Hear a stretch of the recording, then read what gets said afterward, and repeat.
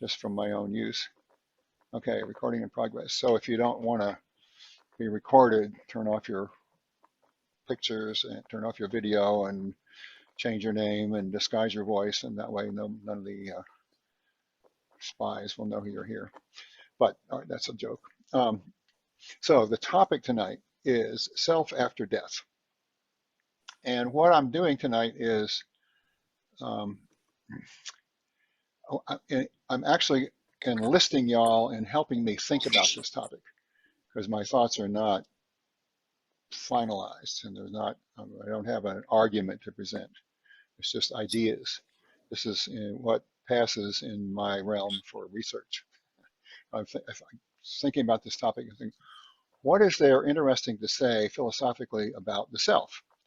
Now you might answer, well, a whole lot of people have said a whole lot of things about the self, and they're all moderately interesting. I'm trying to think of something. Well, this is Janet, and I have to go. I don't know if you can hear me, but my computer is not. Well, Janet, we can hear you, so you're welcome to stick around or leave and come back or whatever. Yeah. Okay. Sorry about that. Anyway, so the topic tonight, a little bit about myself. Let me put something in the chat here.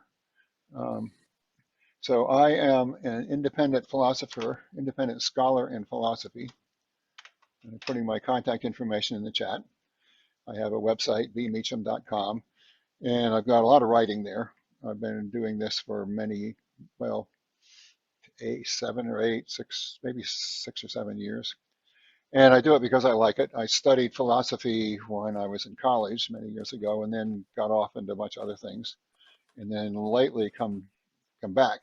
If I had stayed in philosophy, I'd probably be completely burned out by now and not interested at all. But since I wasn't, now I'm still interested. So anyway, if you like to check out my website, there's lots of cool stuff on it, writings and ideas and stuff. And we're all about ideas here, right? Okay, so the topic tonight is self after death.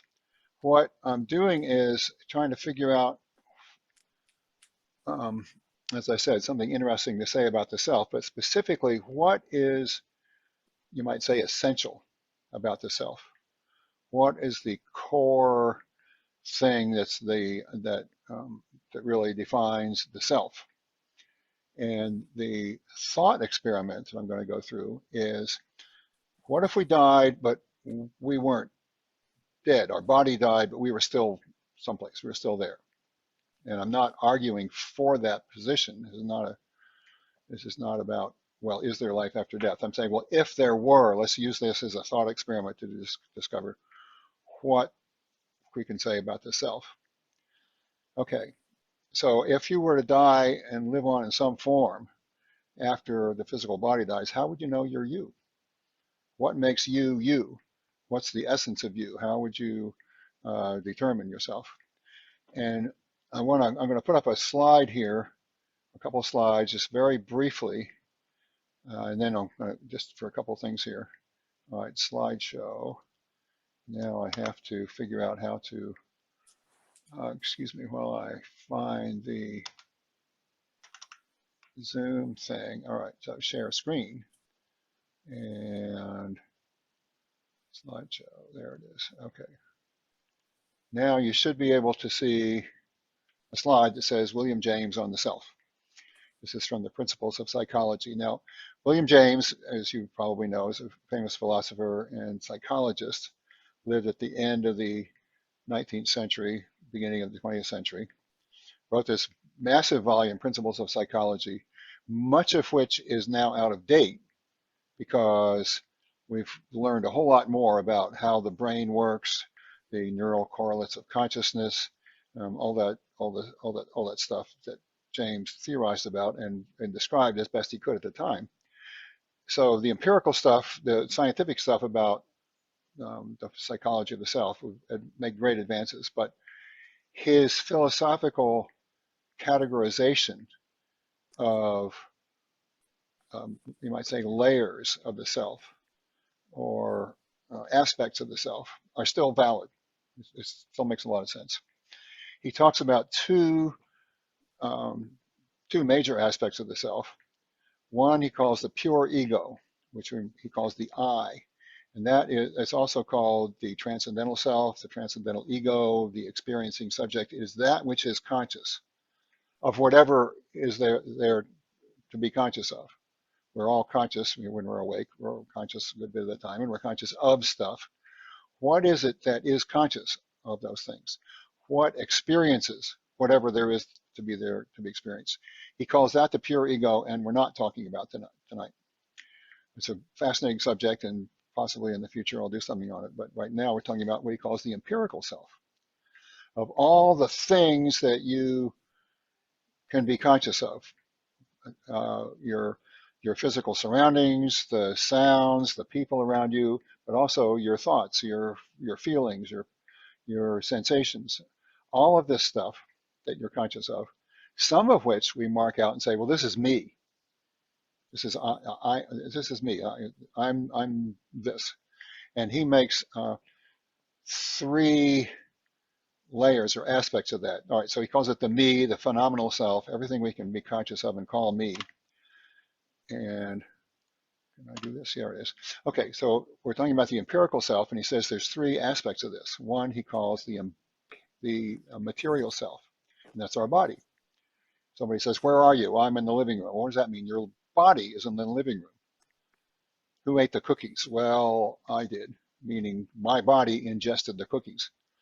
So that's the material stuff, it's like, okay, physical stuff.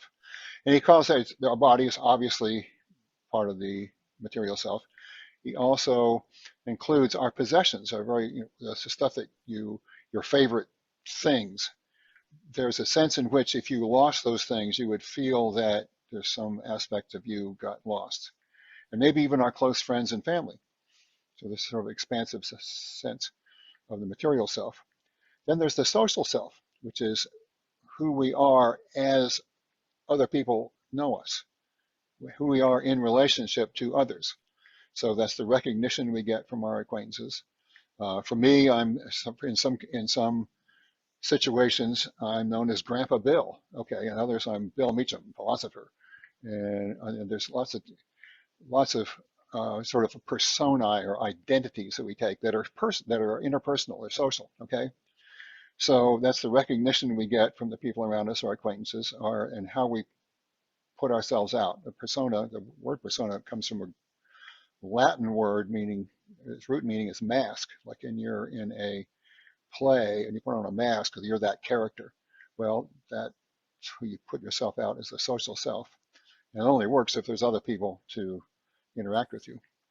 And then there's the subjective self. James calls it the spiritual self, which is sort of an archaic term. But that's our inner subjective being. And by subjective, I mean that which is directly observable only by the person observing, only by one person. So you can say, let's everybody think of something, but don't tell anybody what it is you're thinking of. Well, only you know what it is. Directly, only you know. So that's the subjective self, and that's our inner subjective being. He calls it our psychic faculties, our dispositions, and it's the collection of our states of being conscious.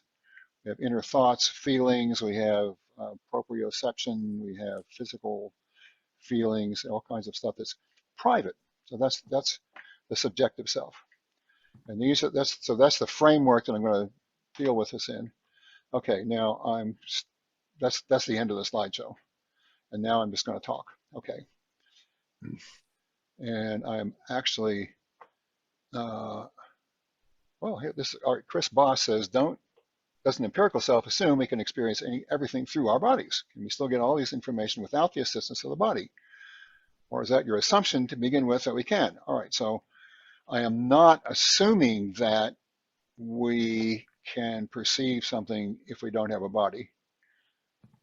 I mean, I'm not saying that's true. What I'm doing is using that hypothesis as a thought experiment. Okay, so here's the thought experiment. Suppose you die, and let's see, where am I here? So what would happen if you died, your body died in a car accident, or you were in a hospital or a hospice or at home or whatever, and your body dies. But for the sake of the thought experiment, you continue to experience things. You're still there. There's a world there that you're experiencing. Well, what in this world would we call you? What would we call ourselves? So it could think of it as almost like a Star Trek kind of thing. Remember in Star Trek, there's a beam me up, Scotty, and you're someplace, and then bzzz, and then you're someplace else. Well, that would be similar. I'm hypothesizing that when you die, all of a sudden you're not conscious of the physical surroundings that you were in, but you're still conscious of something. Okay, you'd find yourself all of a sudden in another place. But there's an obvious difference in this other place. You don't have a body. Your body's dead by hypothesis. Well, what is there? Okay. Um, Nothing that has mass accompanies you to the afterlife, but stuff that doesn't have mass does. Okay. So you wouldn't have the bodily feelings that form a large part of our ongoing sense of being the same person. When you wake up in the morning, how do you know you're the same person as went to sleep? Well, in part, it's because subconsciously, probably, you feel your body. Maybe sometimes it's conscious. You feel, oh, damn, there's that ache in my hip again. But those feelings will be gone. You don't have a body. You might have memories of them. You might have anticipations of them. But over time, those would fade. You wouldn't have a sense of a body. Now, if you took a lot of pride in your body, maybe this would be a terrible thing. Oh, you don't have a body, like you're a weightlifter and you're proud of your muscles or whatever. Or a friend who's no longer living, who was just in pain all the time. He had some kind of illness. It was post-polio, and he would just be in pain. He was a cheerful guy. But if he lived on after his body died, I expect he would be quite relieved to not have that pain. Okay. But in any case, what James calls material self would be gone. So you couldn't use that to know you're you. But you would be someplace. You'd have a world surrounding you. Now, how could this be? By definition, you're not in the physical plane. The answer is your world would not be physical, but it would be mental in this hypothetical situation. It's kind of like you're in a computer simulation or a virtual reality that seems real. It seems like it's physical, but really it's just mental. Okay. And in this mental world, most likely you would find other people. So your social self, um, your social self would remain. Okay. Now, your sense of who you are depends on how people treat you. There's all kinds of stories about what happens to you after death and who you're with. Okay. Um, but how people treat you is how you know who you are. I see Jean's raising her hand. Jean, I'm gonna finish my lecture, which is not going to take too much longer, and then I'm going to take questions and conversations. Okay. And somebody put some stuff in the chat, but I couldn't respond to it because I'm busy doing this other thing. But we'll get there. So, um, so if people treat you as the same over time, then you tend to assume that you're that person. So you would say in this hypothetical situation, you would have a sense of yourself as being social, as being known by others, but we don't know whether you'd be with people you know. Some traditions say, oh, you'll be with the ancestors. Oh, I'm going to see my dear departed mother or father or my lover that died before I did, or my wife or husband or whatever. That's a possibility. Other traditions say, well, you might with angels or demons or whatever. You might be in a paradise or hell or some kind of purgatory. We don't know. So what I'm going to do is sort of skip over the details because the details are indeterminate. We don't know what the details would be. It could be different for each person, but we're assuming we're just looking at the structural characteristics of such a world. You're there, there's other people there, so you have a social self. Okay, now how does this world work? Well, it's sort of something like a simulated virtual reality, and it's mental. And what it is that the mental reality is formed by the minds of all these other people. So it's sort of a shared hallucination. And as long as everybody's sharing the hallucination, we can go on like, oh, okay, this is it, it's good. Um, the world would be stable, but it wouldn't have to be stable. Maybe you decide, oh, I don't want to be here. But it's mental, so you can like change your mind to be someplace else. So it's much more fluid, okay? Um, it's much more immutable. Just like your thoughts and feelings right now are immutable. You can think about this stuff, think about that, bing, bing, bing. That would be, that's a possibility in this supposed afterlife. And just as an aside, various wisdom traditions teach you techniques for recognizing where you are um, and dealing with it. But we're not going to talk about those techniques. But if this assumption is correct, then a sense you would have a sense of yourself as an agent. You can do things in this simulated virtual hallucinatory shared hallucination thing. Okay, and you would have control over it, but that control would be limited by other people. You say, "Hey, I want to be at the beach." Okay, bingo, I'm at the beach. But maybe the other people will come to the beach, or maybe say, "No, no, we're in the mountains." And I'm just sort of hypothesizing here and spinning out possible scenarios. But you would recognize yourself as an agent in a social world with other agents. Okay, so we assume for the sake of this thought experiment, you find yourself in a social world, and um, and there's other people there. Like I say, maybe it's your ancestors, maybe it's your loved ones, maybe it's not any of those things. Um, Now, if familiar people were nowhere to be found, you would at least have your characteristic way of relating to people. Even if they're new people, you don't know who they are. But you'd have a sort of personality, a certain. So that's a layer of the self. What would be there possibly after the physical body dies. Okay, you have your personality, your characteristic way of relating to people. You wouldn't have expectations of people knowing who you are, assuming that nobody you know, but you would have that way of being with them. You'd still be social. But let's peel off. We peeled off the physical layer. What happens if we peel off the social layer? What happens if those people sort of disappear, they evaporate? What if there were no people at all? Now, if there are no people at all, there's two ways that could play out. One, it could be terrifying. Oh my God, I'm all alone. And some people, particularly extroverted people, but mostly probably normal people, you really sort of depend on other people being around. And if there's nobody around, you get kind of antsy and scared. Okay. Um, because we we've grown up uh, over the course of many centuries to be social beings. We have to be with other people in order to be. Now, if you're introverted, on the other hand, maybe it's kind of a relief not to have many people around. Okay, but let's just for the sake of the thought experiment, let's assume that you're not in some sort of hellish anguish. You're just there with no people. Well, then your social self would sort of fade away. There's nobody to interact with. You would just kind of the ways you present yourself would be gone. And after a while, the only thing left is not your social self. And we've already gotten rid of the physical self. So we have this subjective psychological self. What James calls the spiritual self, but let's call it the subjective self today.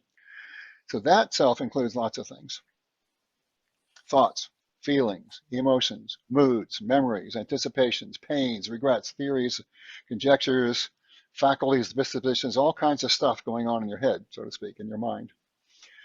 And most of these things arise in relation to things and people external to us. And as that physical part of reality fades away and the social part of reality fades away, well, then so would most of the contents of your subjective self.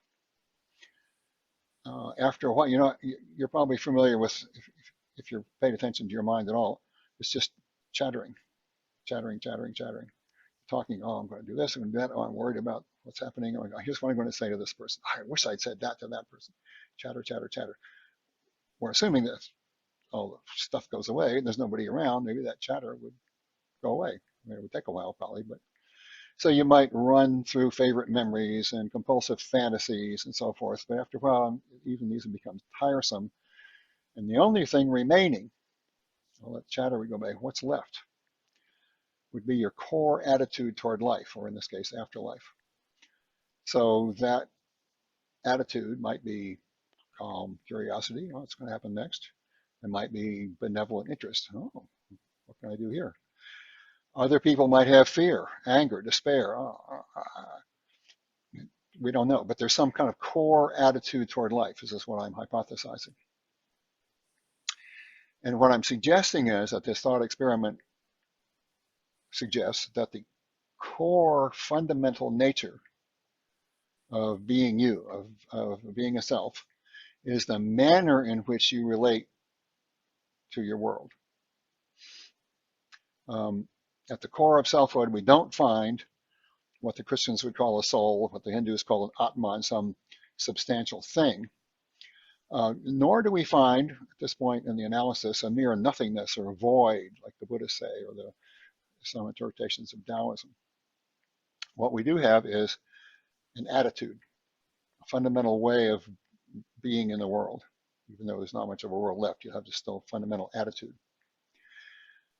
That's about as far as I can go. Beyond that, there's either actual death when you're not there and you don't experience anything, or some kind of nirvana, some kind of bliss or something like that, extinction of a sense of a separate self.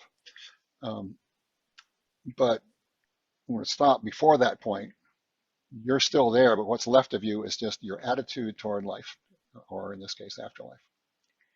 So that's the thought experiment. And what I'd like to do now is just open it up. There's things I thought about, but maybe y'all have other things you've thought about and would like to, reactions. I'm going to look at the chat and see what people have been saying. So Jenna Leona says the only thing left to be energy. Okay. Feels more like a metaphysical discussion. Okay, so there's all stuff in the chat.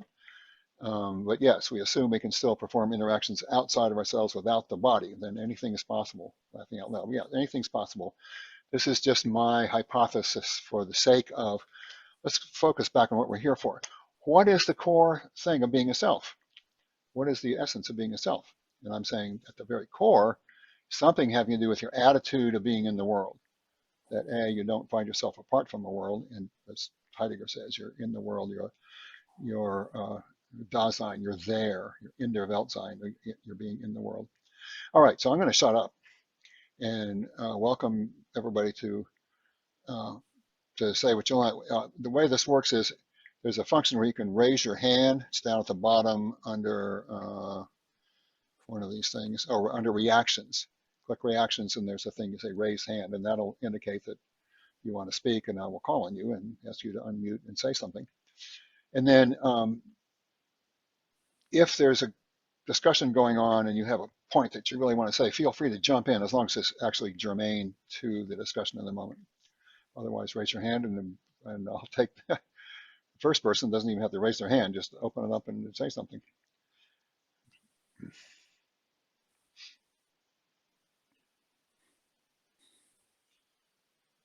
May I say something? Yeah, I'll start. Okay, Jean, go ahead. So you seem to suggest, in your point of view, something that will last until the very end that you can think of as the core, or lastly remaining, is the way you are, the way you relate to the world. For example, some people are a little bit uptight or anxious. Some people are just relaxed attitude toward the world. And then some people are curious. Some people are maybe all those different temperaments. So to me, it sounds like something like a disposition, temperament. So I start thinking, where does it, in this world, not afterward, after death that we're exploring now, but in this world, where does the way of relating to the world so to speak, disposition or temperament, where does that come from? I can think of two things. One is your DNA that you inherit from your mom and dad, your disposition, and also especially during critical period during your child development, you kind of your nature and so your nurture. So it's a basically combination of nature and nurture. Your experience confirms the tendency, the nature, or the way that you relate to the world. It confirms and hardens the way that you, and then you live again more and more confirming your tendency to relate to the world. So after death, that somehow you take it with you. You don't take your body with you after death, but that learned attitude, you take it with you to the afterworld. So so it seems like that may slowly change depending on some more gained experience, and afterlife experience will slightly change your attitude to relate to the world. Because if something exists, if self exists after death, then it will have some kind of experience. I think exist means you experience something. If you don't experience anything, then it's hard to call it existing. So that experience will confirm and slightly change your attitude to the world. So that seems like there is a strong continuity, but still it's also slightly changing. Thus, kind of sort of like your, during the life and afterlife, that change of yourself seems to be kind of similar. That's what I think. Jean, let me ask you this. So you were talking about, in the afterlife, you might have more experiences and your fundamental temperament, your fundamental attitude toward life might change. So that can happen in this life as well, right? I mean, don't you think that we don't have to wait till the afterlife till we change our temperament? We can change it now. I'm thinking in my own life, in a lot of ways, I have a different approach to life than I used to. I won't go into all the obnoxious things I used to do, but I'm a nicer person to live with now than I used to be, I think. So, so who's got their hands raised? I forgot who went first, but I'm going to call Chris, and then I'm going to call Jenna. So Chris, feel free to unmute and yeah. Okay, so I'm here. So I think it's a good question. So the only thing, Bill, I'm a little confused is that, I guess I'm not sure which realm we're discussing this in, right? Like either in a philosophical term, like where William James was, or more like a Eastern tradition, like a metaphysical. Philosophically, I think this is more dry and more boring, right? You can do it two ways. You can do it in the egg problem, which basically saying, I have an egg, but if I take the yolk out of the egg, do I still have the egg? Or if I take all the egg white out, do I still have the egg? That comes back to his definition of the self, right? So if I don't have the body, do I still have the self? Now let's assume that is the case. I still have a self without the body. Now, the second issue you will have philosophically is that the biggest thing with being a self, it means that we ourselves have agency, meaning that I can do stuff, or I have will. I can will and do stuff. Now, if I no longer have agency, I no longer have the capability of doing anything, then I'm no longer a subject where I can do stuff. I'm an object. I'm like a rock or a dust where other things can do stuff to me, but I cannot do anything to others, right?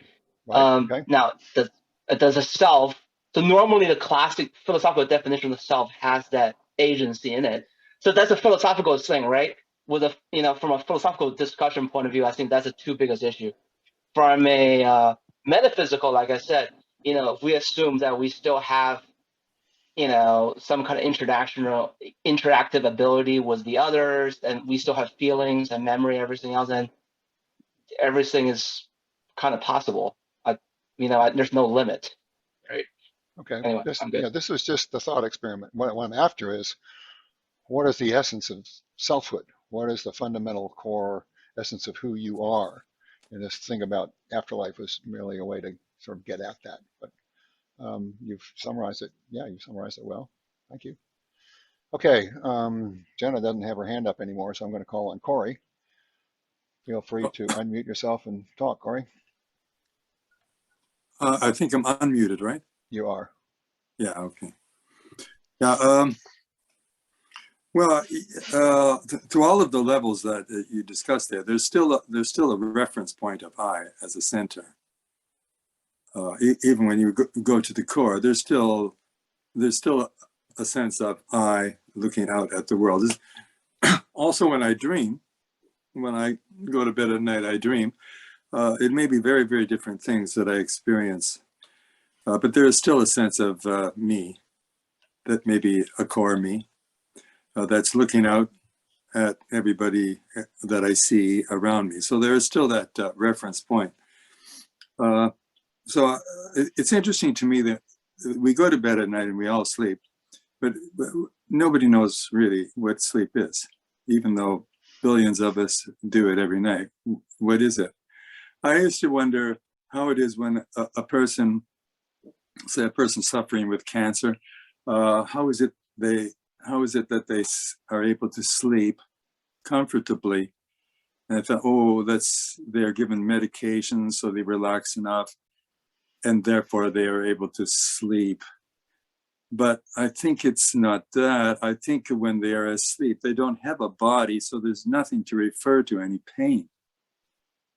And so then when they awake, then the body is there again, and therefore there is the pain. So when you go through these different levels, are you going as deeply as sleep?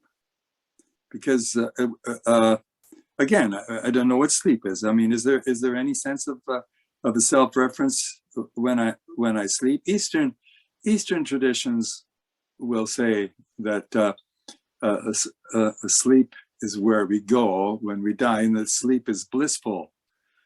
But when I wake in the morning, I may say I had a good sleep, but I don't feel like, oh, I had something blissful. I mean, there's nothing there for me to remember because I'm a body again, right? So what? It's almost like for me, a question of what is sleep, because a lot of people think when you die, it's just like you go to sleep. But it doesn't seem to me, although there may be no pain, it doesn't seem to me to be something to be particularly excited about. It's like some wonderful, blissful thing, like they talk about in the East. So, but at least if they're talking about a me without a reference point. But all of the levels that you talked about there, on going down to core attitude of life, all of those social self gone, there is still a reference point of a me, is there not? So you're saying that there's a world appears, I'm paraphrasing what you're saying, see if you agree, that a world appears to us, and when we're awake, sure, here's the world, and it appears to be oriented around a central reference point, which is for us people who are visual and sighted, it's like a perspective. I'm here, and what I see out there in the world is over there. And even in our dreams, there's stuff going on, and if we could think about it in our dreams, or if we remember our dreams, we would know that there's a reference point that's conscious of the dream world. Okay, that's what James calls the pure ego, or the I. Some people call it the transcendental self. And that's a whole different question than the whole thing about, as you say, about the Eastern traditions and so forth. You mean he's referring to dream state as an ego state? He has some things to say about the dream state, which I don't quite remember what they are. But what I was getting at, even in the dreams, you as somebody who is conscious of the dream, you're still there.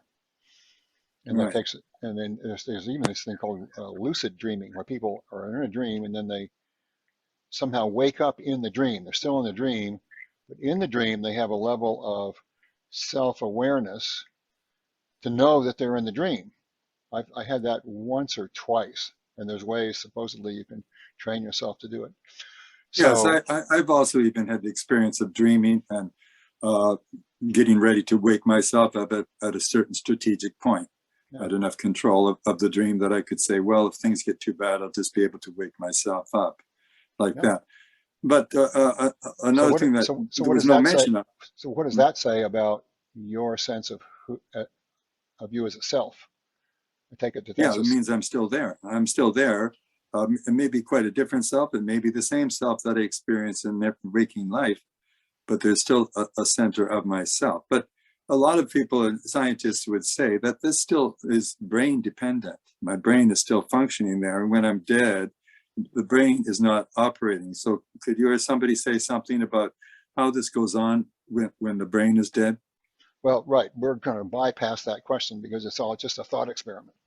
Whether or not it could even happen, we don't know for sure. Okay. So the relationship of the brain to being conscious and experience is a whole different thing. But what I'm after is, what does this tell us, this experiment tell us about the essence of being a self? So I think Jeff Gee was the next one, and I have Saket Agrawal after that. So Jeff, please go ahead and unmute yourself. I'll be brief. I'm not sure how good the connection is here. Yeah, I wouldn't go the way of sleep. Although what we know about sleep is that you're disconnected from your motor system, so that separates from your body. Not so much from the world. I guess the way I do like the sleep avenue is because it's just about the senses, right? So you're losing something. I think the way to go is for the social case. If people are there in the afterlife, then how are you interacting with them? Well, it's not with the body. And when the body is gone, the fear of death is gone, the fear of injury is gone, right? All those things should be gone if there's no body. Well, I think in the afterlife you would be hearing voices. I think that's how that would work if it's still social. And then if we go further than that and other people aren't there, then I think there's nothing. There's nothing, because you can't touch people because you got no body, and you can't hear them either. Although hearing happens through the body too, I suppose. Then there would be nothing. So I mean, the essence. The folks say looking for the essence of the self is kind of interesting, because I thought in pragmatism we were sort of against. Well, this is like often a different direction. So that's my thought so far. Thank you. Okay, good. I had Saket. Go ahead, please. So there are a couple of points that I wanted to say, but I think my chain of thought lost because I was listening to Corey and then Jeff, but still a couple of points I would like to make here. We are assuming a lot of things, like we're talking in abstractions, we're trying to know something, and there is an issue when we assume or we try to understand things, try to know things, which hypothetically, because there can be thousands of angles of that. We can see it from many philosophical point of view. So instead of doing that, is it a way to see things directly? Like we are talking about self, and we are talking about identity, and we are talking about perception, the nature of perception. Can we look at the directly to the nature of the fundamental nature of self? And Corey spoke about dream state, and can we see that as soon as, and this is a thought experiment, so is it possible to see anything outside thought, and how does that thought come about, like from where this thought is born? And I think that the thought is born from the knowledge. And can we know anything beyond the sphere of knowledge? So does the self operate beyond the sphere of knowledge, or is the self the product of knowledge? So in the dream also we are knowing something, and while we are awake we are knowing something, and there are movements in waking state and in dreaming state, when, although we are awake, but there is no sense of self. We are lost in the moment. We are lost in the knowledge. And there are moments when we separate ourselves from the knowledge, from the experience. The experience is separate from the experienced. But most of the time, the experiencer is lost in the experience, in the knowledge, in knowing. So as long as there is knowing, as long as there is knowledge, there will be an experiencer, there will be a knower. And when we put aside all the knowledge, and how this knowledge come about, we have to question that also. This knowledge it's not natural. We all came together and we decided upon a mutual understood sound. It's a mutually agreed upon sound that we call language and knowledge. So if we put it aside and see everything and try to perceive everything without helping of knowledge, so that we can put aside thought and then we see everything, is it possible for you to see anything and separate yourself from anything around you? Is it even possible for you to perceive your body? I don't think, because this is the experiment I have done with myself. I think it's there are moments when there is no body, there is no me, I don't know those moments, but there is some sensations of those moments when this knowledge is not there, thoughts are not there, or maybe there are thoughts, but they're only thoughts, and there is only knowledge. There is nobody who is choosing the thoughts. So you have a sense. Let's see if I understand what you're saying. It's quite fascinating. There are times when you dissociate yourself, or you find yourself absent, but there's still thoughts and there's still world. I notice I come and go. I notice I come and go. Okay, good. Now let me ask you this: what's the difference between when you're there and when you're not there? So if so, that's the fascinating thing for me. Anytime I'm recognizing anything, anytime I'm using knowledge, in the reference of my life, I'm there, and when I'm not concerned about my day-to-day life, it's very difficult to put it into words, but I'm sure you must have, like for example, while watching a movie, okay, you are lost in the movie completely. Okay, so you forget. You're not thinking about yourself. Exactly. In relation to what's. So you're not even paying attention to, like what James would call the subjective. I'm not separating the experiencer and the experience. For example, this is cell phone. So there are moments when there is only cell phone, and in those moments I'm so lost in cell phone that I forget the sense of self. There is no self in those moments, and there are moments when the cell phone and self me divided. Right. So what I'm curious about is, there's moments when there's no sense of self, and there are other moments where there is a sense of self. Yes. Can you describe that sense of self? What is it that gives you a sense of self? So that's the thing I'm trying to get hold on to. Well, that's what we're all trying to get hold on. Good. Okay. Yeah, that's a separate those what separates me. What separates those two things. Yeah. Okay. Well, good. So there are times when you have a sense of self, and sometimes when you don't. It's hard to describe what that sense of self is, but there is that sense of self. How it comes about. Yeah. Okay. That good. center. Does anybody else have a comment on that? Yeah, I just want to say, even if there is a cell phone in front of me, I mean, how do I, if I can use the word, evaluate that cell phone with an absence of myself? I have experience of contours and shapes and colors. So how am I, and what Bill was talking about before about the different selves, so to speak, isn't one of those levels of self involved in the evaluation of that cell phone in front of me?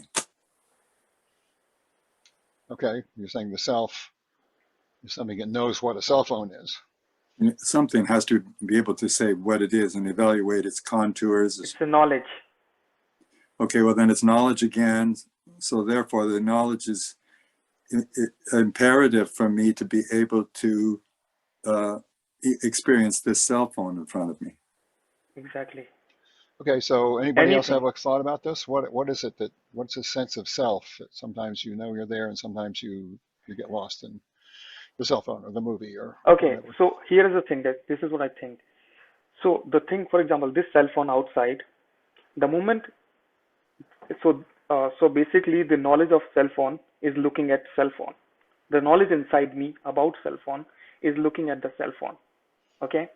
Okay. So those movements when when this knowledge is not aware of itself within me, it's only aware of itself outside, the self is lost.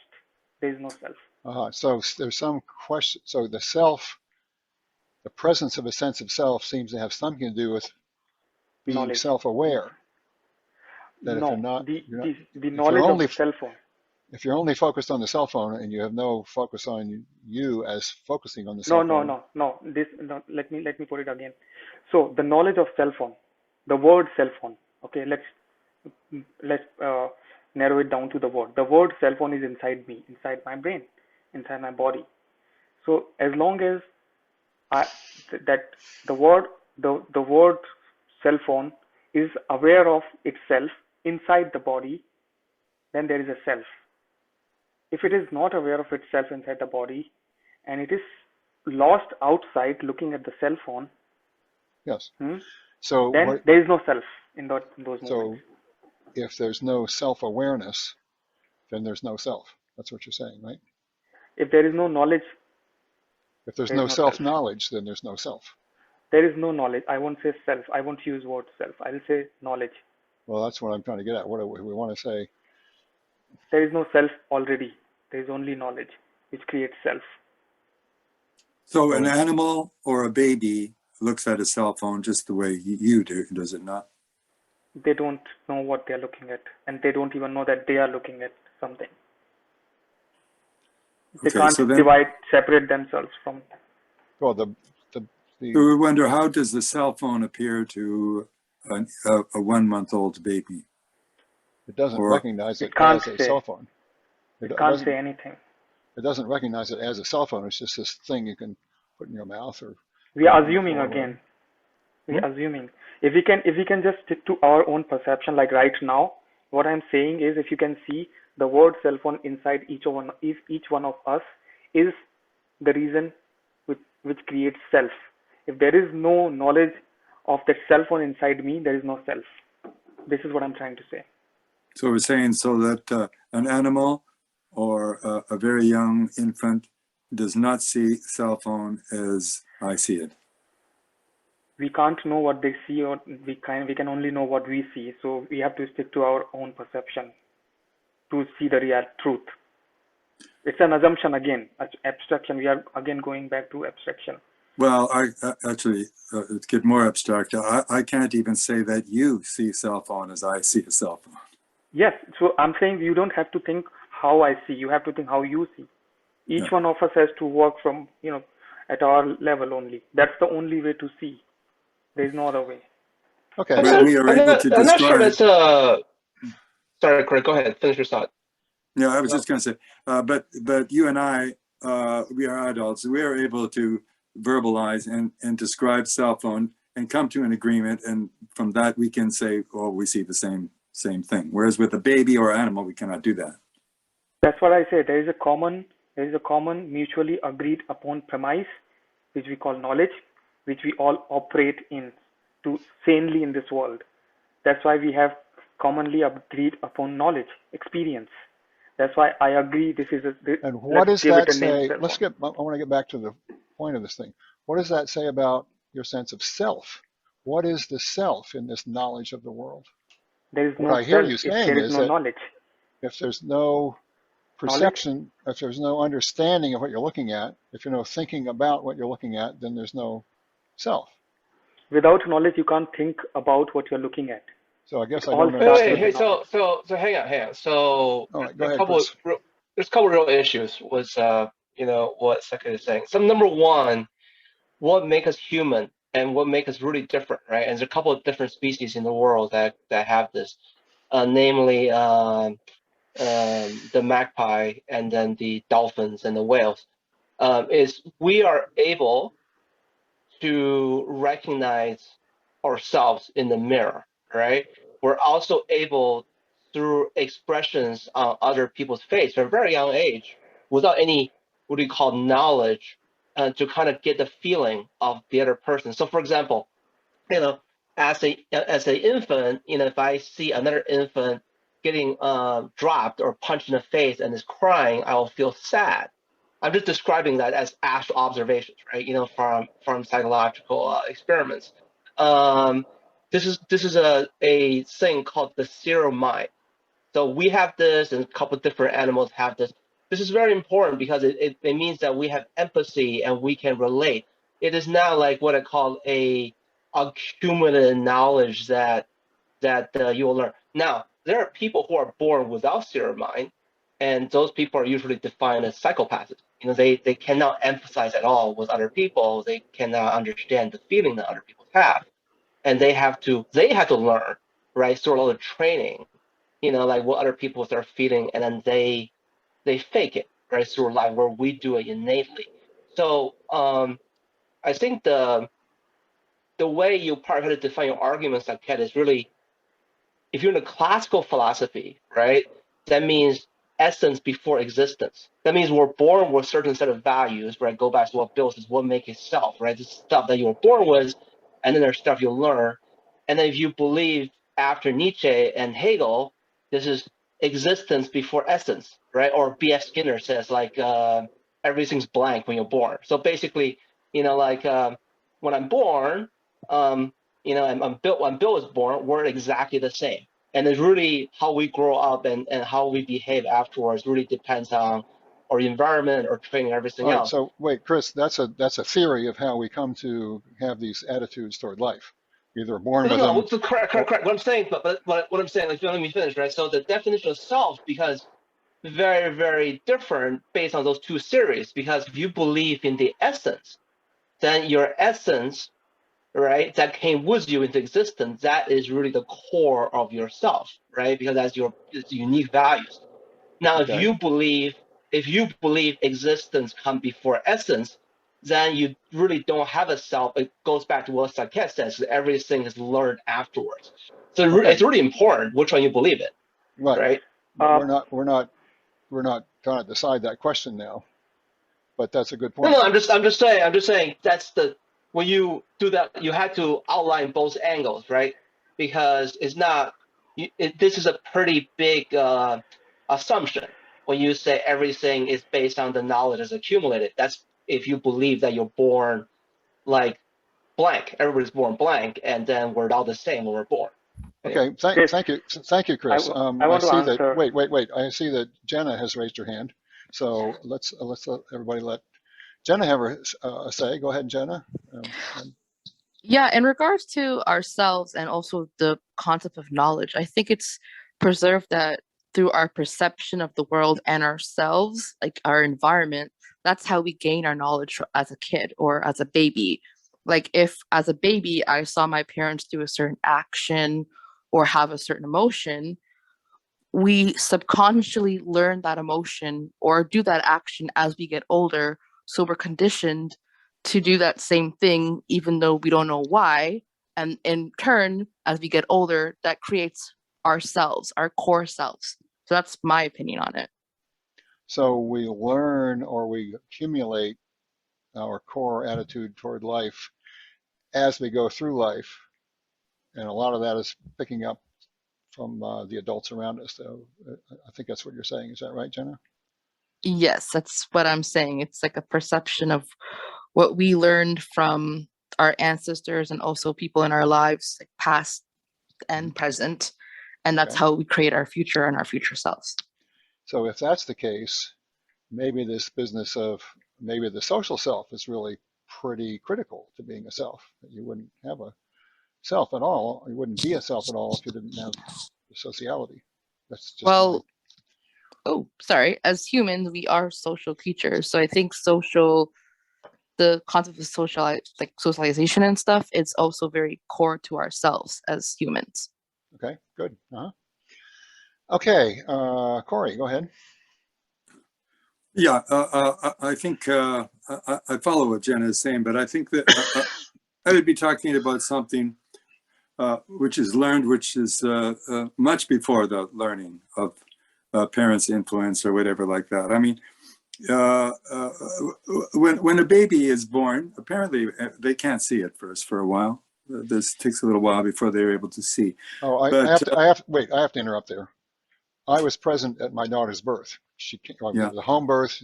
She came out of her mother and like I held her, and she was looking at me. I was looking at her, and I looked like I was looking into infinity, but clearly there was a sense of vision.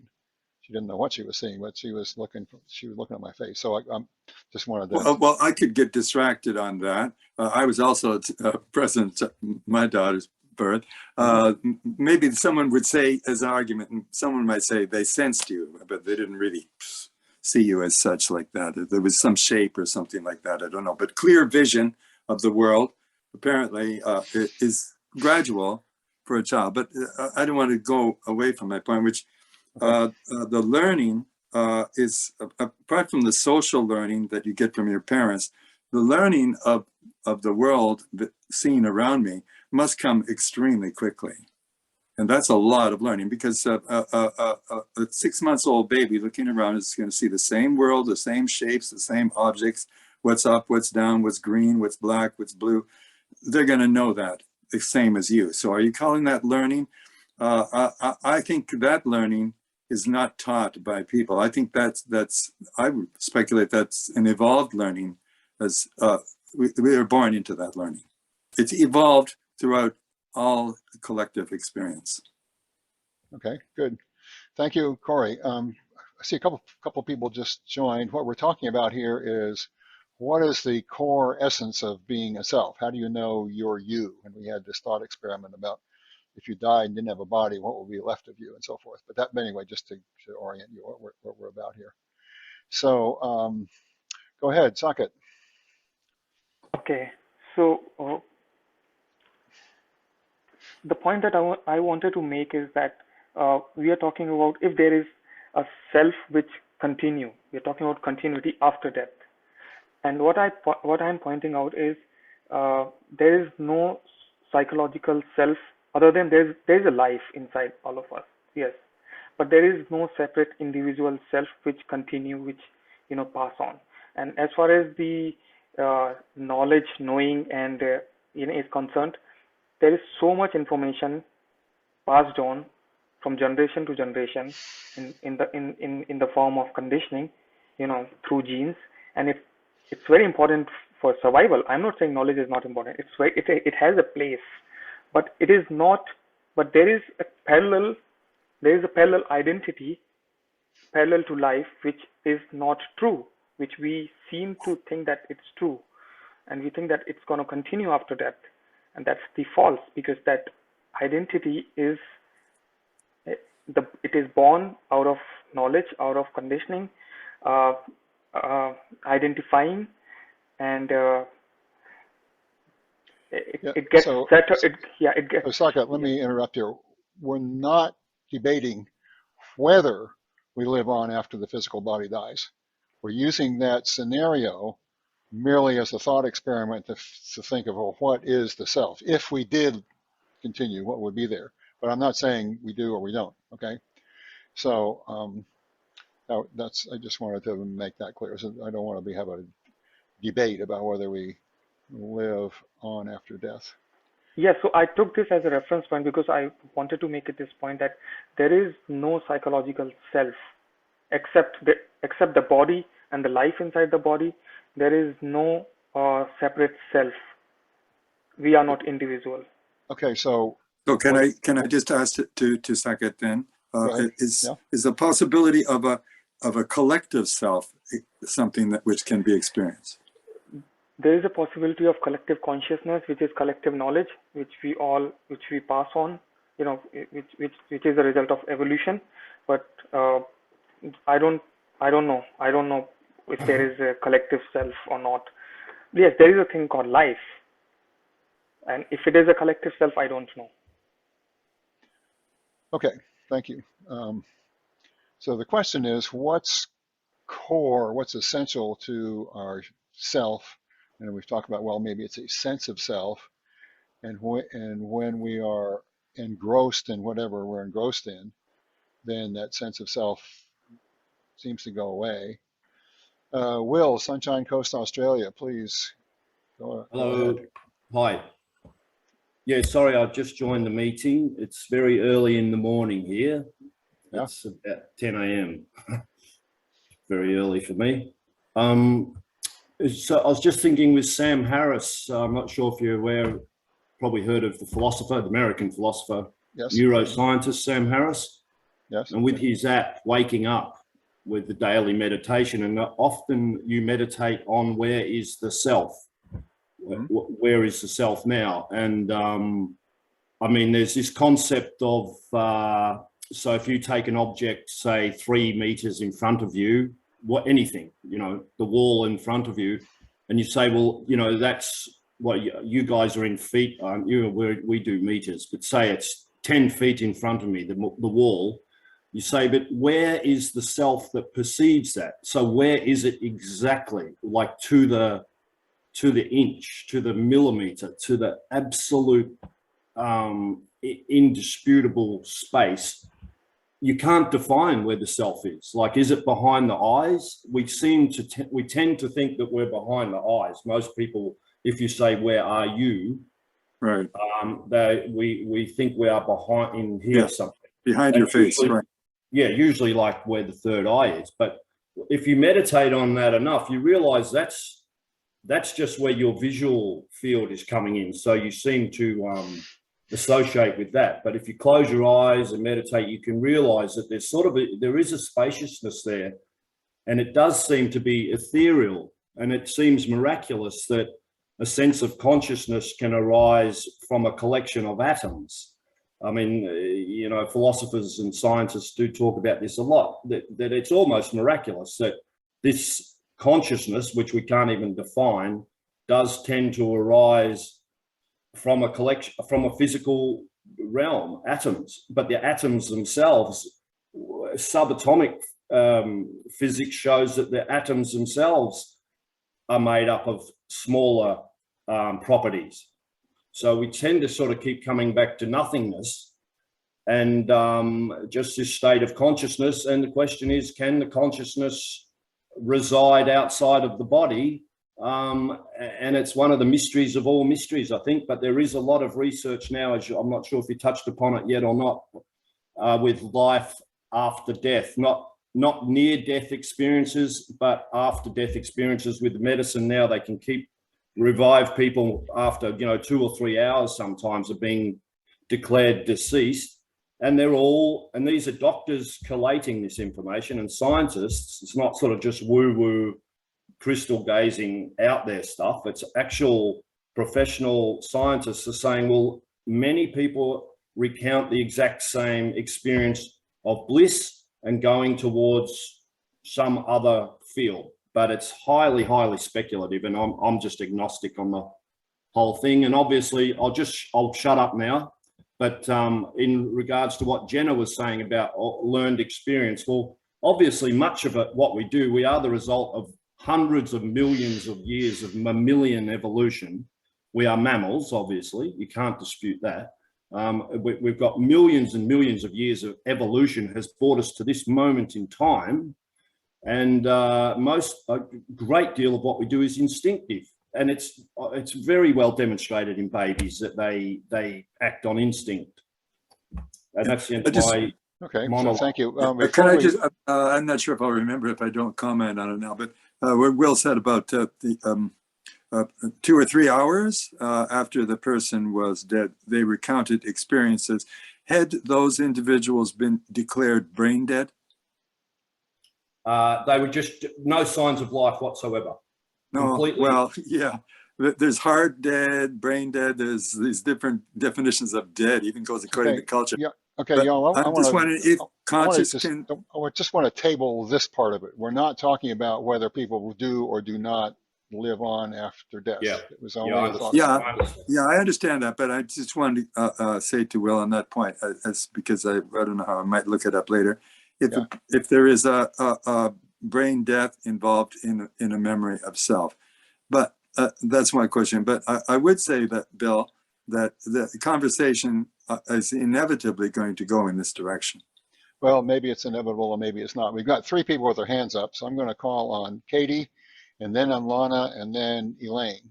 So Katie, go ahead. I was reading your blog entries, and I didn't have time to get through everything, but I read enough of it to really enjoy.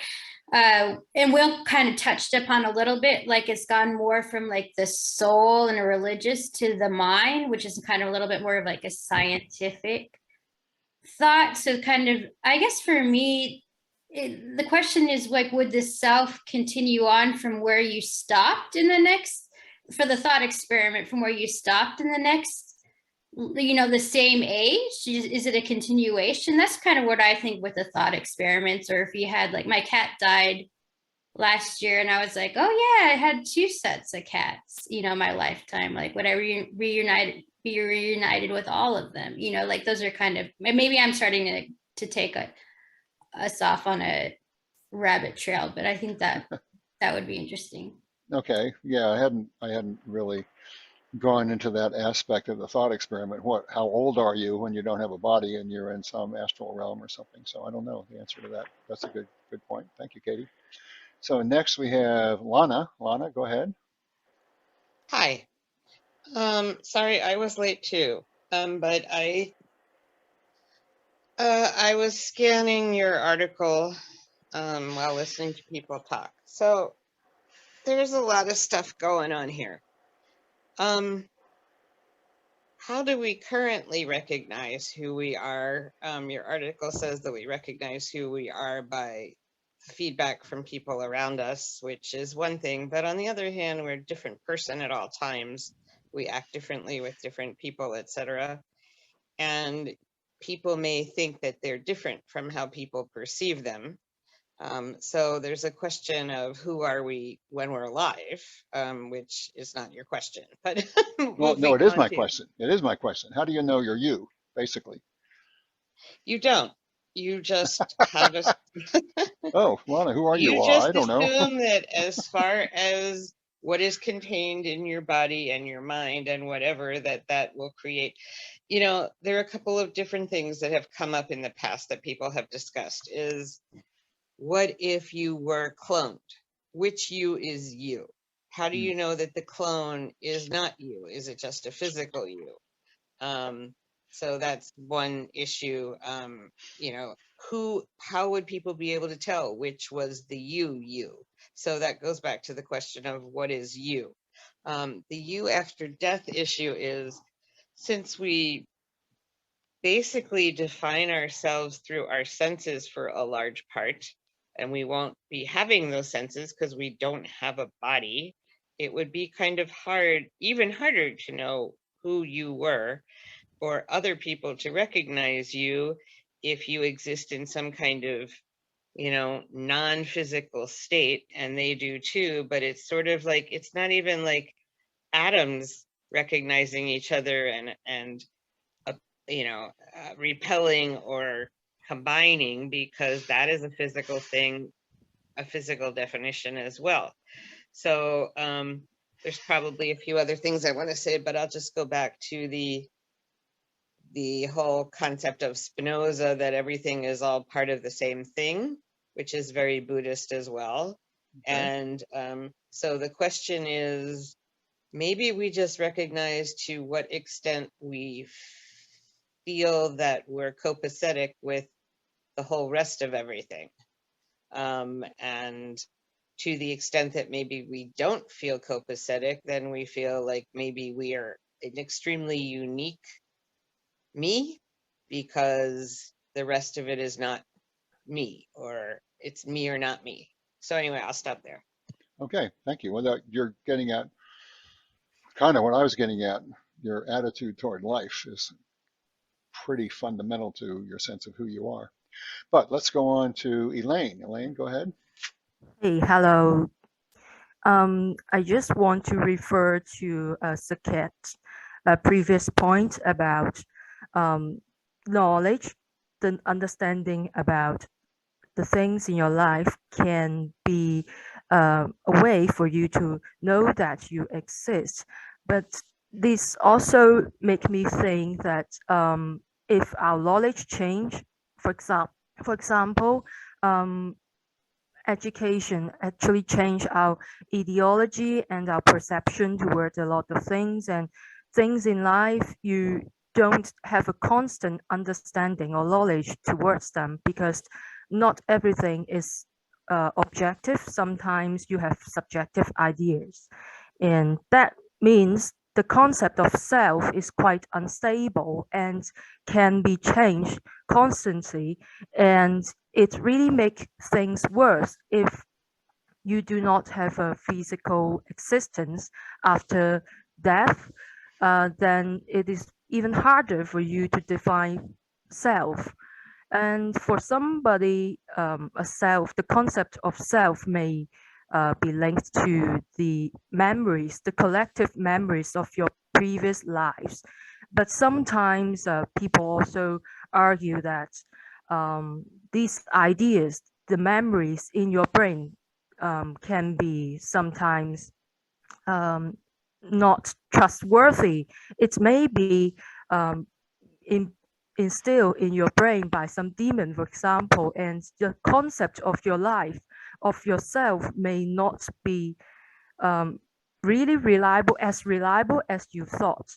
Then I would say it is very hard for me to really say that I have a confidence to define what the self is.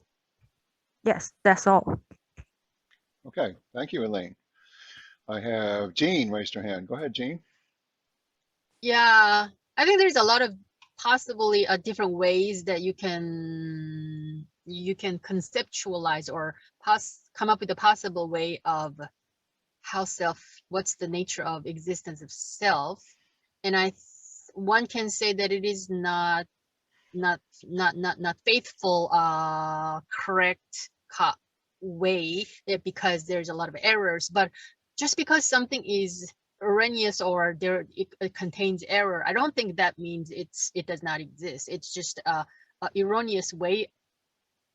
In itself could be the nature of existence of self. So self, maybe Buddhist says that it doesn't exist, but we, as a phenomenon, we surely do exist. So after death, it could also be, some kind of combination of Buddhist way of no self, but also phenomenologically speaking, there is this experience of self. In a way that I can suggest, one possible way of metaphorically think of self is some kind of a trace or a wake that happens after some kind of for example, on the water, boat goes, and then there is a trace, or I think English word can be wake. So there's a trace of a boat going, and then it's not a continuous infinite line, and it's only very short, but it does exist. It follows the boat. I don't know what boat is in this metaphor, but this trace of a wake follows the boat. So that could be memory, and that kind of a short and sometimes a fallible memory could be the nature of what self is. And who cares? And also we know that it is not complete copy or a photographic copy of what happened, but we do have a memory, and it does erase eventually with the time, and things get more and more fade away. But still we have this strong sense of memory that's following us. So that could be some kind of a memory. If some kind of memory can exist after death, then that could be substance of a self. Thank you. So memories are definitely part of our sense of ourself. We remember what we did yesterday and many years ago and so forth. Okay, good, thank you. So I will go ahead, Will. And after that, yeah, I was just going to say once again, Sam Harris. I don't want to keep banging on about Sam Harris, but he is just the absolute bee's knees with this stuff. And he teaches the mindfulness as well to the masses. They're trying to bring the Eastern philosophy to the neurotic West. And this is what guys like Sam Harris and co are doing. But anyway, he talks about you can't have a concept of yourself without a thought. And a thought is a construct of things that have happened to you. So I think of the analogy of all little babies in the maternity ward, in the crib.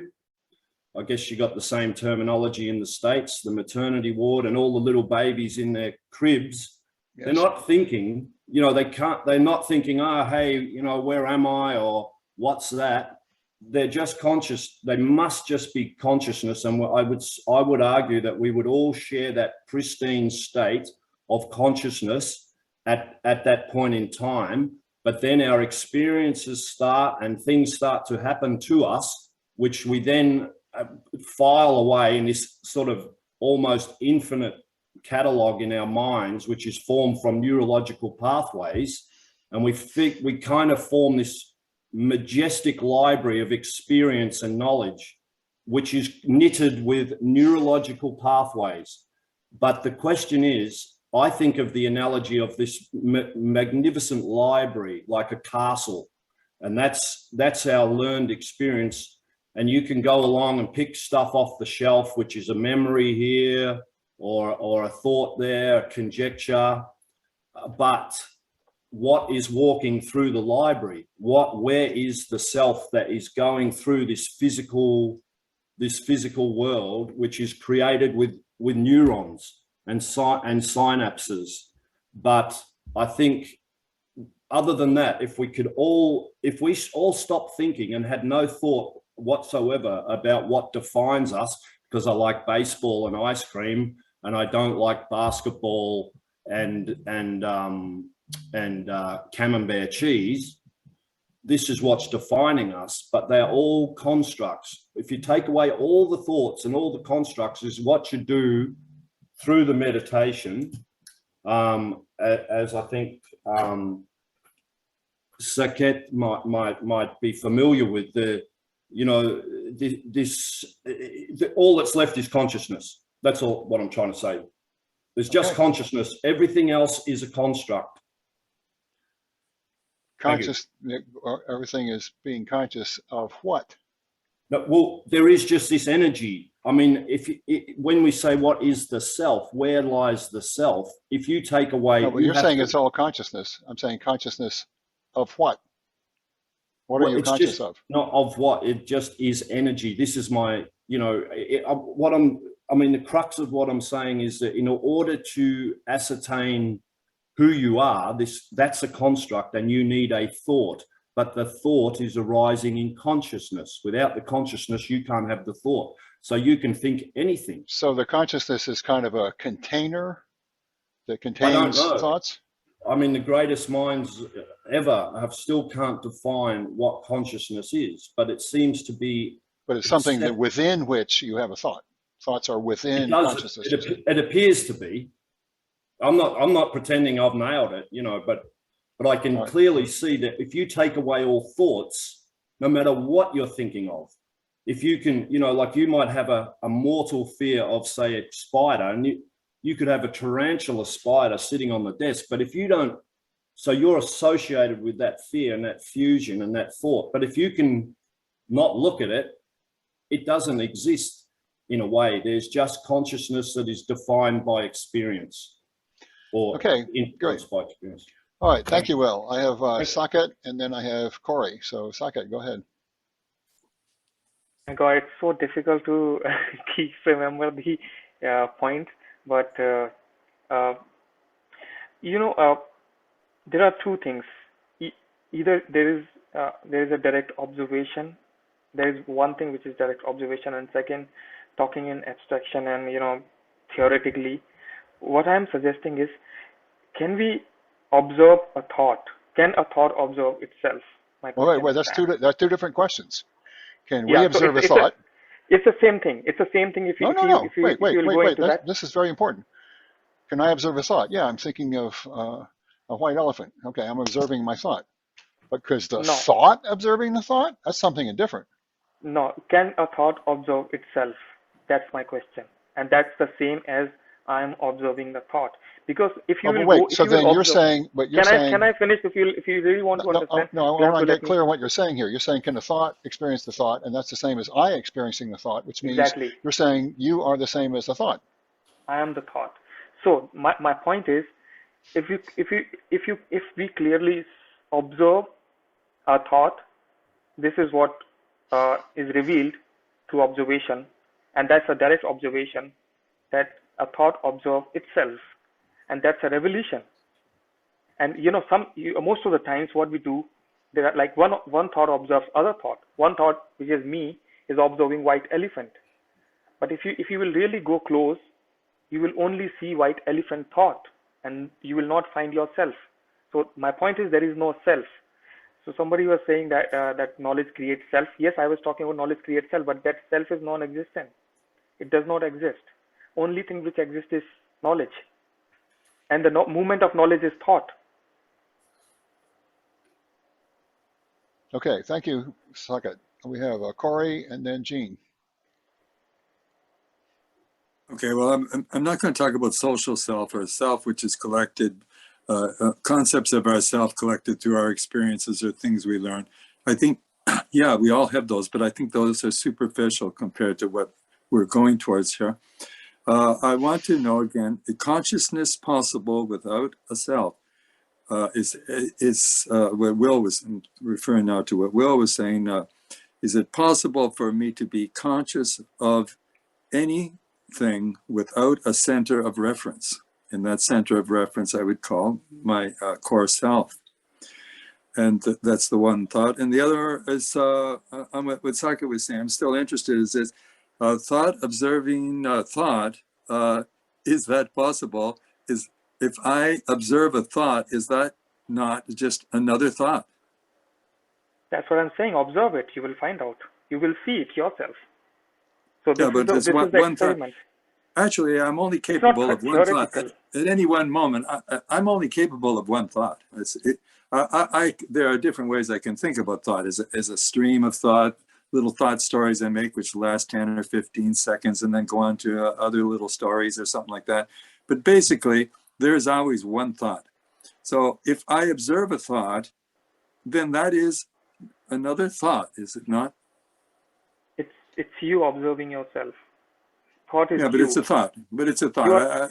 Can we go beyond thought at all? Is it possible to go beyond a thought? There is no you, except thought. There is no you. So there is no way. If there is no you, there is no way for you to go beyond, because you don't exist. The only thing that exists is thought. It comes and goes. So you are always coming and going. You're dying and being born, dying and being born. This is what is the process. Okay, so that's a very Buddhist kind of It approach. seems like Buddhist. It seems very much like Buddhist. Yes. Okay, well, let's hear from Jean again and then Lana. Jean, go ahead.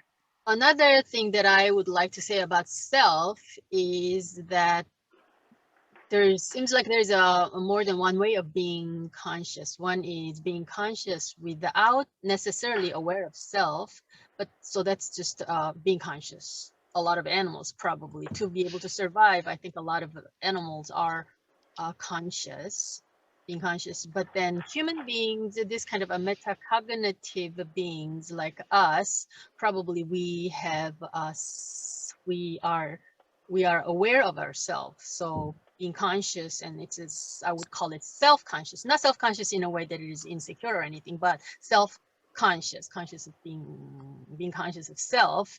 So that seems like that's the Heideggerian Dasein state, like, crows and maybe dolphins and some animals, including humans, after, I don't know, 2 years old or whatever, after passing mirror stage or something like that.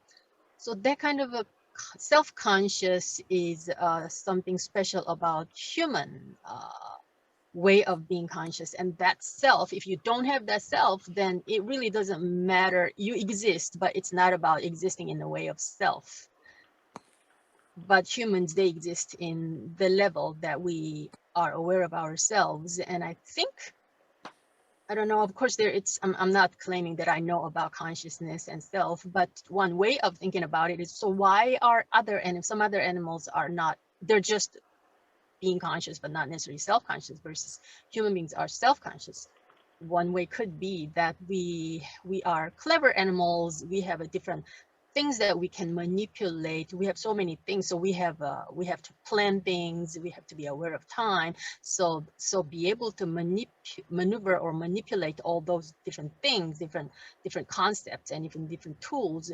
Maybe we need to have this reference point of self, so that we can pick and choose different things and then plan different things. So that's one way of thinking about self, or why self. Thank you. Okay, thank you, Jean.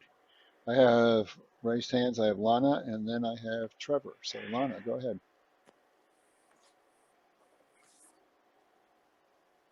Hello, Lana, you're still muted. Yep. There you go. Okay, so I'm back with another weird one. Last night, I think I saw this odd movie called Free Guy, which seemed to have been a very popular movie. Yeah, I saw that. Really fun movie. Yeah. Do we actually even exist, or are we all figments of somebody else's imagination or something? And, you know, I'm not sure what, if you don't believe. Well, you've cut out. I don't know if you're saying anything, but I can't hear you. I hear background noises, but I don't hear Lana. Physical you, when you die, where are these memories? Where are these thoughts? Where are these emotions that you have had? I've actually thought of this recently because my father died a little bit over a month ago, maybe two now. And sorry. So thank you. I just keep thinking of, I remember him, but I don't remember everything that, I don't know everything that he knows and everything that he felt. And so it's sort of like a shadow of your former self. And, you know, where does all that acquired knowledge and experience and whatever go? Does it disappear into, you know, the thin air? Or, so, you know, it's really hard to, I think self is, I think somebody said it just a little while ago, self is your perspective vis-a-vis what else is, what you perceive to be around you. But that perception, for the most part, is a physical perception. So if there's no physical thing around you, and if you're no longer physical, what is there? Okay, good point. Okay, so got a couple more people here. Trevor's up next, and after that is Katie J. Trevor, go ahead. I don't really have the answer for this, but it's just, I just have kind of a different way of thinking about it. Is if you conceptualize consciousness using a computer analogy, where cognition is basically composed of a collection of services running within the mind, maybe individual services, clusters of services, and then there's some form of interprocess communication, and you know, maybe some sort of master orchestration of the whole thing. So if you think of it this way, and then take this notion of what is the self, and can the self go away, and compare it to, like, you know, observations, both in science as well as other fields. So for example, you can turn off the self with different techniques like meditation, or getting into a flow state, people say, or using psychedelics. So these are three examples where there's pretty solid evidence that you can literally turn the self process off. And then if they take, they also have studies where they've taken both like high-end meditators as well as people who are on psychedelics, and stuck them into into, I think it was like an MRI machine or some sort of a machine that can look at the brain. And they seem to see that what happens is the default mode network shuts down. And when that happens, the brain starts, different parts of the brain start talking to each other. That's usually blocked by the default mode network. And they see this very same behavior in both people that are deep experienced meditators and they're in a meditative state when their brain is being scanned, as well as people in a psychedelic state. So this is kind of like two separate approaches to the same experiential phenomenon, and it aligns with scientific readings of the mind. So it seems to me that this analogy seems like it kind of makes sense if you consider that, you know, this notion of services, which kind of maps into just various kind of processes we don't understand exactly in the brain, but we can kind of look at them and see that there's, you know, when you're experiencing this is going on in the brain, and you can see it through two different routes, and it's highly repeatable. This suggests to me that this is kind of how it works, maybe. Right. Okay. That's fascinating. Yeah. So I think we should go on to Katie. Katie, go ahead.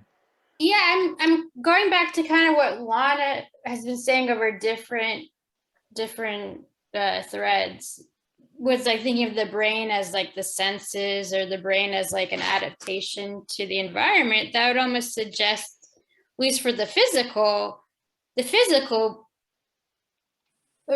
wouldn't make sense if like everything was adapted for an environment. Well, then the environment, it would have to work in an environment that's similar.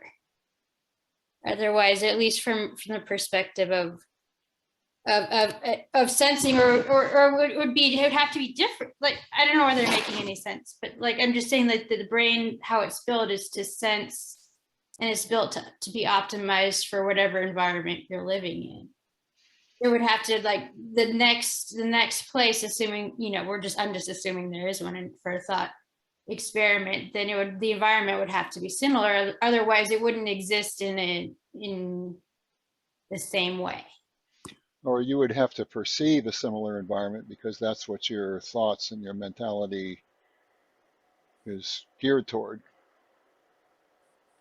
In other words, in this thought experiment, I'm not saying this is really true or not, but your body dies, you're still there. What's left is your mind and your thoughts, as Saket saying, but your thoughts would be of the same kind of things or similar things that you had when you had a body.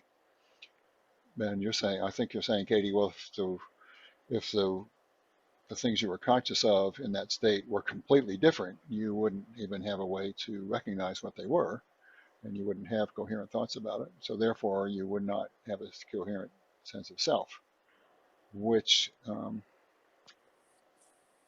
suggests to me that part of the sense of self is your habitual ways of thinking about the world, your expectations of being in a world and so forth, and your expectations of having a certain point of view on that world, your then point of view. And that's what gives you in our normal everyday life, that's what gives you a sense of being the same person, because you have similar thoughts, you have a comfortable feeling, you know, it feels the same as used to, and so forth. So, okay, very good, thank you. So if somebody says, thought without the brain, somebody please explain. We're not explaining the relationship of being conscious to physical substrates. We're just not dealing with that. For the sake of argument, or for the sake of thinking about stuff, we're wondering what would it be like if we continued to exist in some way without a physical brain. And you can say, well, that's impossible. Okay, well, that's impossible. We're just for the sake of the thought experiment. Okay, so who's next? Saket, go ahead. So I want to say what, Bill, you said last, that in order to have a coherent sense of self, we need to, you know, have some knowledge, and without that it would be difficult to operate in this world. I think we are overlooking an innate intelligence which is within us and which is operating our body without we don't have any knowledge how our body is operating. We have some medical science definitely, but it's not complete. So we are overlooking this intelligence which is capable of taking care of everything if we let it and we don't interfere with our limited knowledge. So I think it's very much possible to live without knowledge, without experience, without thought, coherently with this world without any conflict. So it's our fear. It's our fear of not knowing that says that, oh, I need to know what is going on in the world. I need to be in harmony with the world. In order to be in harmony with the world, I need to know things. This is what our brain says. Our brain freaks out because this has been, it's conditioned. Our brain freaks out when we don't know things, when we are put in a situation, where the uncharted territory. So we are overlooking that intelligence, which is, I think, much, much more capable of taking care of ourselves, our body. Okay, thank you.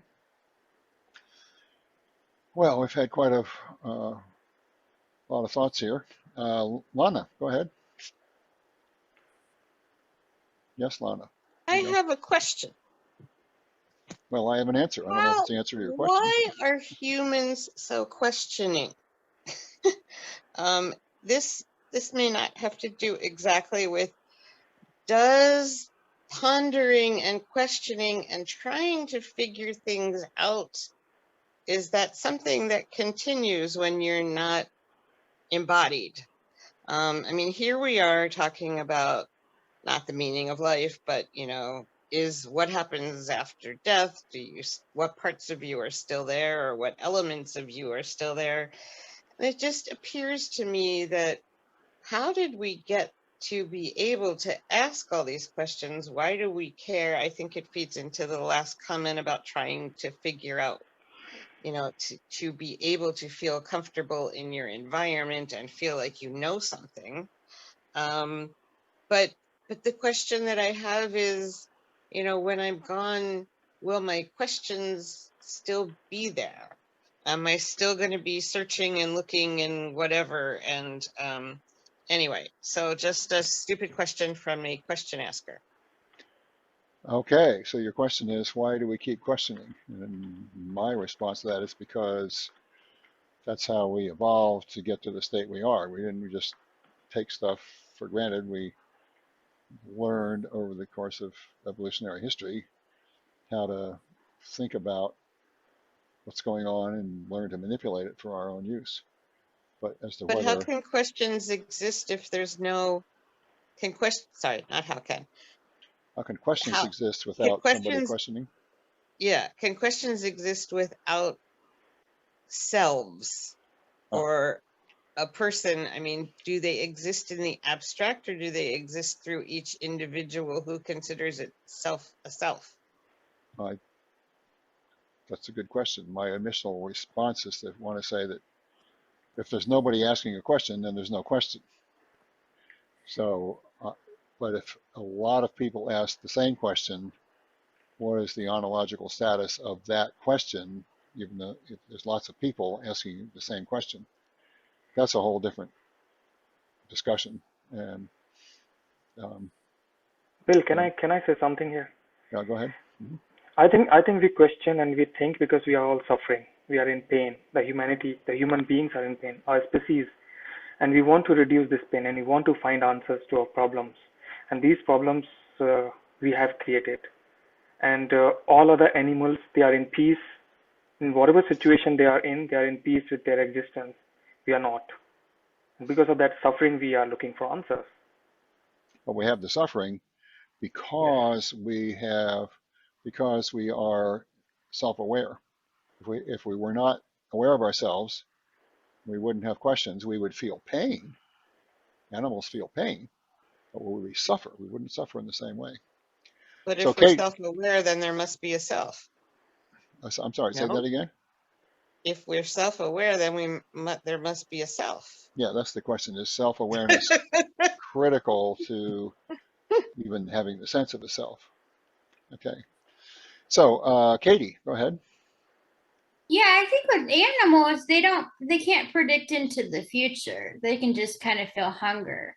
So that's what makes humans our ability to predict, like where we're gonna die. Versus for that, I think even their fear of, if their fear of, like if you watch deer, that's my, I mean, I'm not a super expert on it, but that's my fear a lot of that. For them, their fear is more instinctual versus for us, it's more, I don't know.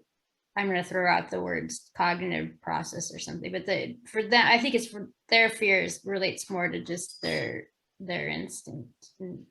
Yeah, that's quite a reasonable supposition. Yep. So y'all, thank you very much. It's a quarter of the hour, or whatever your hour is. For me, it's quarter till 9 p.m., quarter till what, 11 a.m. in Australia, something like that. And I want to thank everybody for showing up and having a nice discussion.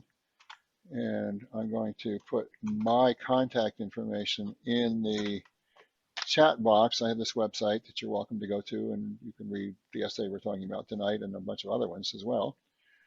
Can I ask you before we leave, can you explain the end of your article? Because I think, you know, from your point of view, you basically sort of said, well, let's not worry about it because we don't know what it is. So let's just try to do our best here and now. That's sort of my summary of what you said. Yeah, the article didn't have a, you know, I was just playing with ideas. Right. And what I came to was at the core of what William James calls the empirical self is an attitude toward the world. So that's, you're related to the world, you're in the world, and you're not just floating around with nothing, you're related to a world. And what's core to you is your attitude toward that world. Are you afraid of it? Are you curious about it? Are you eager toward it? Are you sort of sitting back and looking? That's my conjecture. I'm not saying this is actually true, but it's my conjecture of what the core of what James calls the empirical self is. And then beyond that, you get to a place where, as somebody was saying, if you don't exist, then there's no world. So if you don't have a world to have an attitude toward, if that world goes away, then you go away. You're not there either. So there's nobody to have the question and nobody to have the answer. That gets a little woo-woo, I guess, but that's. So why do we waste our time trying to think about it? Well, because we like to spend time thinking about it. Good question. I don't know. Okay. Purpose. Yeah, go ahead, Corey. Yeah. Purpose. There's purpose. That's why we're here, jawing away about it. Because we have purpose, or we're trying to find purpose, or what is it about? We have purpose. We have purpose is to get to. Even if Socrates believes there is no purpose, then we have to go through this to realize there's no purpose. Okay. Very good. All right. Well, I wish you all happy pursuit of your purposes. And again, thank you very much. And thanks. See you again. Okay. Thank you all.